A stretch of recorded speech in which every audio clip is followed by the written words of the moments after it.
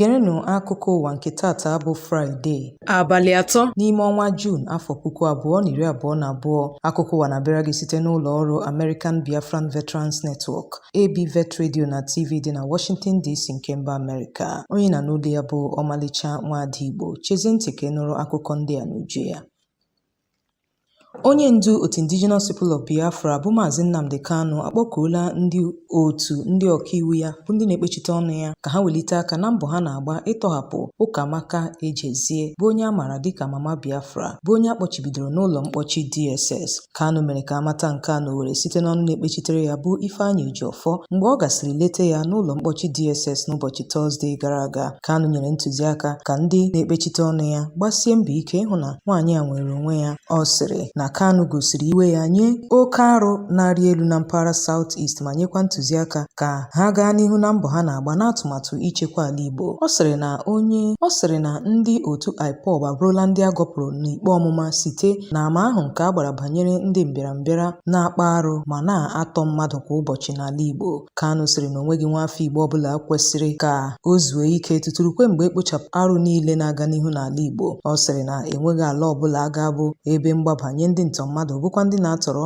ma na-anara ego mgbapụta. O kelere Chineke maka ịgba n'anwụ ndị aka ha dị n'ịkpa arụ ahụ nakwa imetọ ala Igbo. O kelekwara Chineke maka nkwudosi ike ndị Igbo nakwa ime ihe n'ozi udo, wee kpọkuo ndị ọkaiwu ya ka ha tọhapụ Mama Biafra. Nnukwu onye isi ụlọụka Methodist na Naịjirịa bụ Dọkịnta Samuel Kalu akụsasịala asịrị a na-akọ na ọ bụ ndị otu Indigenous People of Biafra na-eme ntọ ma na-egbu ọchụ n'ala Igbo.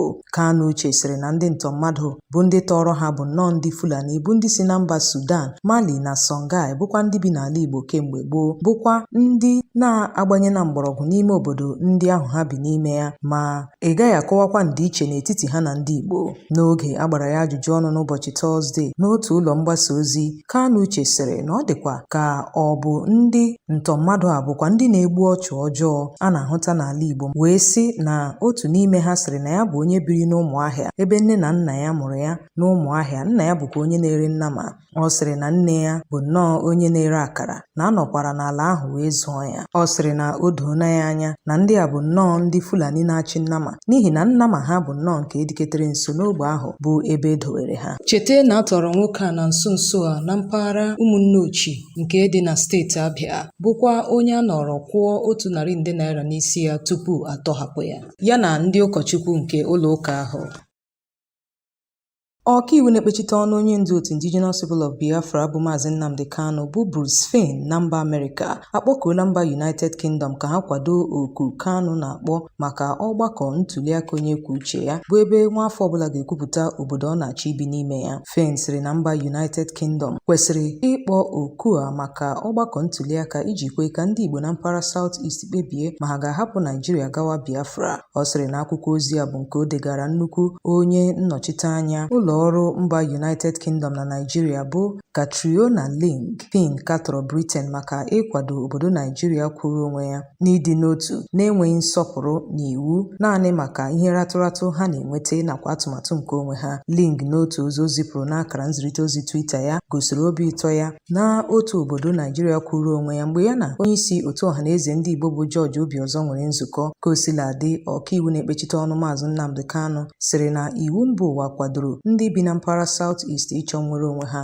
O kwupụtara nke a n'otu ozi o zipụrụ ọhaneze site n'aka ọkaiwu pụrụ iche na-ekpechite ọnụ Kanu na Naịjirịa bụ Aloy Ejimakor n'ụbọchị Tọzdee. Fein gara n'ihu chetara ọhaneze otu mba United Kingdom jiri kpọọ ekwe nkụ ịhụ na mpaghara Northern Ireland nwetara nnwere onwe ha iji gbochie mmegbu ndị ụka Roman Catholic na mba Republic of Ireland na-enye ha. Ọ rụtụrụ aka sio na mba United Kingdom kwadokwara nnwere onwe mba South Sudan n'afọ 2021 ma kwụsịkwa gọọmenti nke ndị Arab bụ ndị na-achị achị imegide ndị Sudan. Fein tiri obehusio na mba United Kingdom ga na-akwado obodo Naijiria n'ịdị n'otu na-ebu ndị na-enweghị nsọpụrụ n'iwu. Ọ kpọkuru mba United Kingdom ka ha gbaa akwụkwọ n'ụlọ ikpe mba ụwa megide Naijiria maka ịgọnarị ndị Biafra nnwere onwe ha dịka akara nke mbụ iwu mba ụwa na-ekwu banyere ugwu ruru ndị mmadụ ịkwụrụ na nke onwe ha.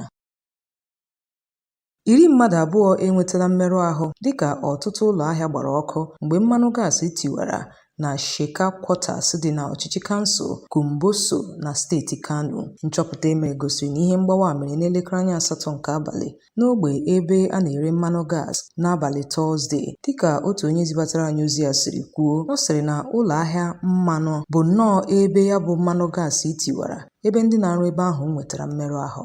Tinyekwara ụlọ ahịa ndị ọzọ bụ ndị na-azụ ahịa na mpaghara ahụ njinji a jiri. Anyị ga-echeta na ụdị ihe mgbawa mere n'ọnwa gara aga bụkwa nke egburu mmadụ 9 ma merụkwa ụmụ akwụkwọ ahụ, dịka ndị uwe ojii mesịrị kwupụta na ọ bụ nnọọ ogbunigwe gbawara. Ebe ọnụ na-ekwuchitere ụlọ ọrụ agbanyụ ọkụ na steeti Kano bụ Saminu Yusuf sịrị na 10 mmadụ abụọ ndị a nwetara mmerụ ahụ n'ihe mgbawa ahụ. Ọ sịrị na eburula ha gawa n'ụlọ ọgwụ. O mere ka amatasio na otu nwoke bụ onye na-eyi ihe oyiye ma na-erekwa azụ n'akụkụ ụlọ ahịa mmanụ ahụ ka mmanụ gaasị gbariri ma gbagbuo ya. Ọnụ na-ekwuchitere ụlọ ọrụ a sịrị na ha nwetara ozi gbata mgbe o jiri nkeji 4 gafee elekere 7 nke uhuruchi banyere ọkụ ọgbụgba ahụ site n'ihe mgbawa igwe mmanụ ahụ dị na mpaghara Sheka Kashin Kwalai nke dị n'ọchịchị kansụl Kumboso na steeti Kano. Ọ sịrị na n'oge ha zọchiri n'ogbe ahụ na ha hụrụ na otu ụlọ obibi na ụlọ ahịa bụ nnọọ nke na-agba ọkụ.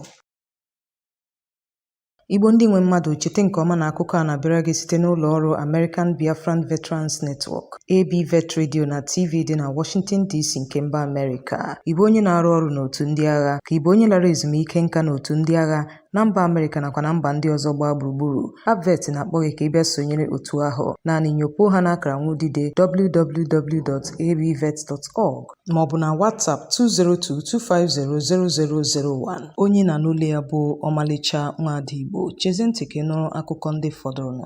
Otu onye alaala mmụọ n'otu ihe mgbawa mere na mpaghara Idoji dị n'ọchịchị kansụl Okene na steeti Kogi, dịka ọtụtụ ndị ọzọ nwetara mmerụ ahụ. Nchọpụta emere gosiri na ebelebe agbụrụ ụnyaahụ n'elekere 6 nke abalị. Ihe mgbawa mere na Okene na-abịa dịka ọ gasịrị abalị ole na ole. Ụdị ihe mgbawa mere n'otu ụlọ ebe a na-aṅụ mmanya biya dị na Kaba bụ ebe mmadụ 11 nwetara mmerụ ahụ. Otu onye bi na mpaghara ahụ bụ onye aha ya bụ Usman Animuko Sani kwupụtara sio na ogbunigwe a gbawara mgbe ụfọdụ ndị mmadụ tinyere ekpo gbakọrọ na mmemme omenafọ nke akpọrọ Echana na Okene. Ọ sịrị na ụda ihe mgbawa metụtara ọtụtụ ndị bi na mpaghara ahụ, dịka ọ sịrị na ọ gbagburu otu nwoke ma gbajisie ya ụkwụ, bụkwa onye buru gawa n'ụlọ ọgwụ. O mere ka amatasio na ọ lara mmụọ n'ụzọ mgbe ebu ya na-aga n'ụlọ ọgwụ Okengwe General Hospital. Ọ gara n'ihu kwuo sị na n'oge erutere n'ụlọ ọgwụ na ndị dibịa bekee zigara ụfọdụ ndị n'ụlọ ọgwụ dị na Lokoja. Ọnụ na-ekwuchitere ndị uwe ojii na steeti ahụ bụ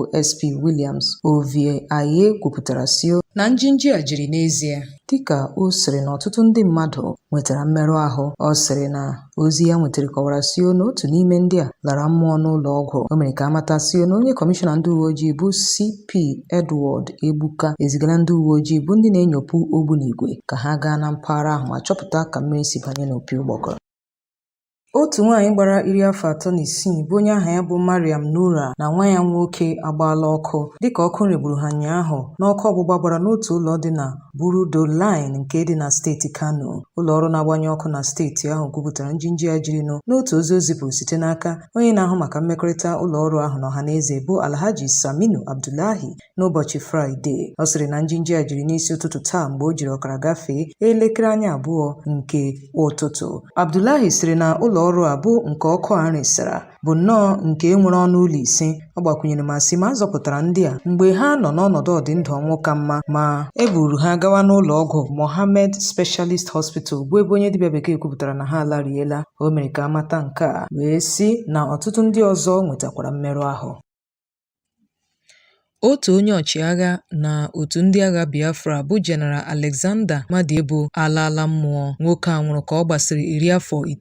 Ọ bụrụ onye Chief of Staff n'otu ndị agha Biafra. Nke a bụ nnọọ otu ozi nke ezinụlọ ya zipụrụ gbasara ọnwụ ya. Ha sịrị na nwoke a nwụrụ ka ọ gbasịrị 10 afọ. General Alexander Madiebo bụrụ onye ọchịagha n'otu agha Biafra, bụkwa onye lụsoro lụọ ọgụ Biafra na Naịjirịa n'oge ọ nara ọzụzụ n'otu ndị agha nke akpọkwasịrị Regular Officer Special Training School nke dị na Tashie, Gold Coast, Ghana. Kosiladị, o mesịrị gawa na mba Europe bụ ebe ọ ga-gụọ akwụkwọ n'ụlọ akwụkwọ dị na Chester, England. Kosiladị, n'ọnwa Disemba afọ 1956 ka ọ banyere n'otu ndị agha Naịjirịa, bụkwa onye nwere ọkwa Second Lieutenant. Nwoke a bụrụ onye ADC nye Zik n'afọ 1960. Igbo bụ Igbo ndị ọma, a sị na ọkazi anaghị eju akpa ekechie ya ọnụ. Ya mere, otu a ka anyị hụrụ ya n'akụkọ ụwa nke taa. Chete nke ọma na ọ bịara gị site n'ụlọ ọrụ American Biafran Veterans Network, ABVet Radio na TV dị na Washington DC nke mba Amerịka. Onye nụrụ olu ya bụ Omalicha Nwada Igbo. Ụbọchị nta ka anyị chọọ n'Orenchi ga-emesịa.